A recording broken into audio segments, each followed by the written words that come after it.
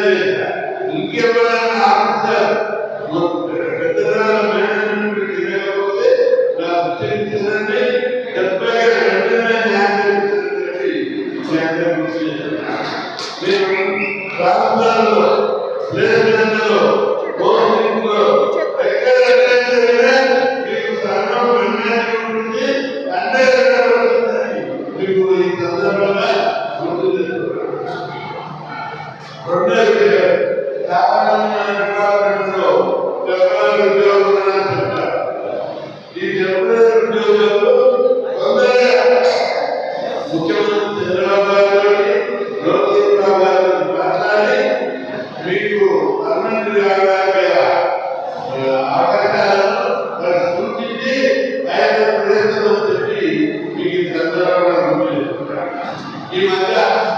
మేము అనేక విషయాలు లోకేంద్ర తీసుకుపోతే ఆయన వెంటనే స్పందించి ఉన్నతాధికారులు పెళ్లి నిర్ణయాన్ని చూద్దామని చేసుకోవడం చెప్పారు.